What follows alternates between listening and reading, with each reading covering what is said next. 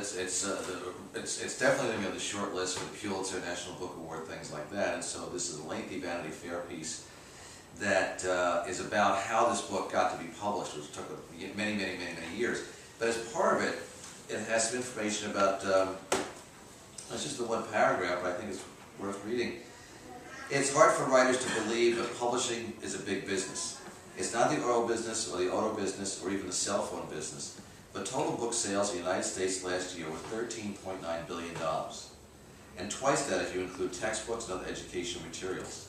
Random House, the biggest of the so-called Big Six publishers, brings in about $2.5 billion a year in revenue.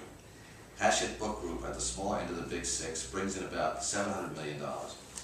Michael Peach's Little Brown, which sold 21 million books in 2010, accounts for more than a quarter of that. The vast majority of publishers' revenue is from the sale of books and subsidiary rights to books. For the moment, publishers really have no other way to make money. They sell books, and they do make money. That's the point of publishing. So I recommend the article. It's again an October Vanity Fair about the art of fielding, but you know, that's an indication that the traditional book publishing industry is still doing well. It's kind of surprising that it does because it's such a crapshoot in many ways. You know, the Occupy Wall Street people are talking about the 1% and the 99%. The 1% in publishing are the ones that you don't have to gamble on. That highest tier of writer who, whatever they put out is going to sell. James Patterson, John Grisham, Danielle Steele, there's probably 15 to 20 others who are guaranteed bestsellers. Then you have the other 99%. And in those cases, every book that gets published, it's a gamble. And you think in a way kind of archaic the industry is, in that when a company publishes a book, they estimate how many they think they're going to sell, and they do a print run accordingly. If they're lucky, they underestimate it. The book takes off, and they have to hurry up and go back to press and print a lot of books real fast. Many times they don't get it right, and so they print 15 or 20,000 copies of a book that sells 3,000 copies, and the rest of it sits in warehouses until the time comes when they turn it into pulp. And that's the way the book publishing industry works. But it's still making money. Very good writers are still being published. There's still looking for writers, and so you know traditional publishing is still doing a very good business. The publishing companies are, yes, over the last number of years have sort of like conglomeratized. They've become bought by one company, bought somebody else. That Simon & Schuster is owned by Paramount, and Paramount's owned by this company, that company, CBS. But there's still a lot of publishers out there, and they still publish thousands of books per year. The other big component of publishers that's a big part of the industry that is thriving still is the agent business. People are agents. They are the ones that have become sort of what editors were a generation or two ago. It used to be, I mean, there still are people called acquisition editors, and by definition, a big part of their job is to acquire books to be published.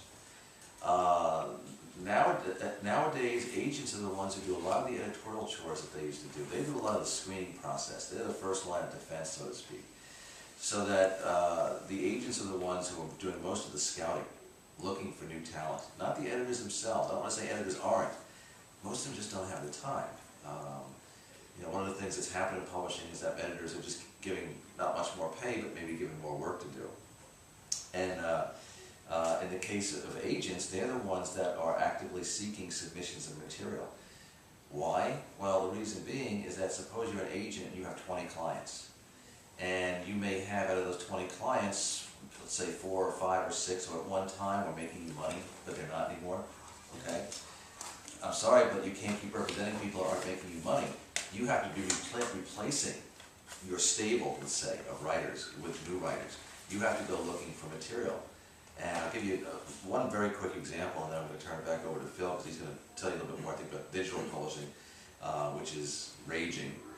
But a very quick example, I have an agent, and who now represents Phil also, a gentleman named Nat Sobel, who has been in the business for a long time. His first job, I think, was with the Grove Press as a salesman back in the early 50s. And he continues to be one of the best agents in the business, very well respected. And he doesn't have to go looking for talent. People come to him knocking on his door, please represent me, please represent me, you're a legend in the field. But that's the kind of guy that he, in his spare time, he reads literary magazines and smaller publications. He reads the Prairie Schooner. He reads, you know, the university press magazines. He's always looking for somebody with a fresh voice. And a few years ago, he was doing this, and he read a short story about a guy, about a boxer. And it was written by this fellow named F.X. Toole. And he loved the story. So he tracked down the editor of the publication. It was some university literary magazine. And the guy said, yeah, he lives in LA. He's actually a retired cutman. And a cutman in boxing is somebody who would be repairing cuts during a fight. The guy had done that for decades, and he retired. And Nat got his number, he called him up, and he said, I love your story. I'm Nat Solo, Weber agency in New York. And I loved your story, do you have any more like that? And he says, yeah, I have like 4 or 5 more that I was hoping one day to put into a book, but, you know, what do I know about it? He says, send it to me. So I sends it to him, Nat reads them, he loves them. He goes knocking on a few editors' doors. He said, I have something very special here. There's a publisher who agrees with him.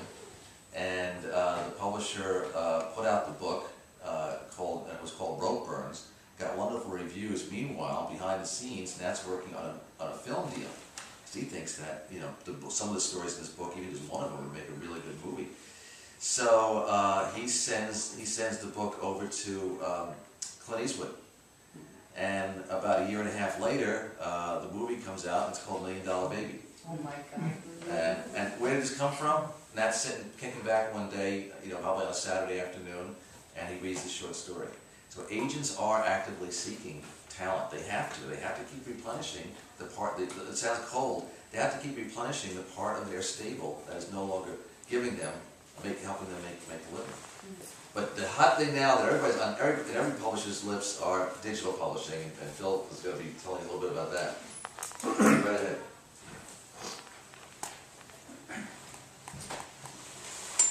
Let me say a couple of words about something Tom just brought up.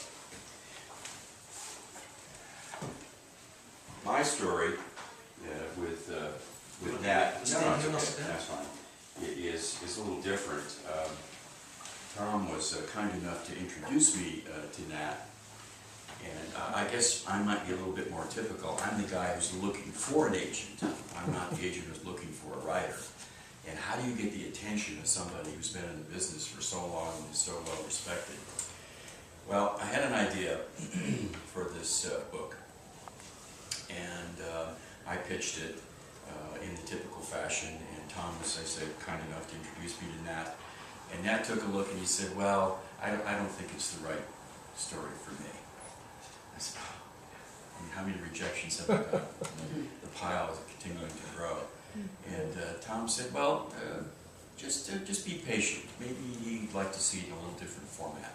So I went back and I revised my proposal and pitched it back to him. And Nat said, well, it's getting a little better, but again, I'm just not sure that it's the kind of thing that I can do, you know, for you and do right by you. Oh,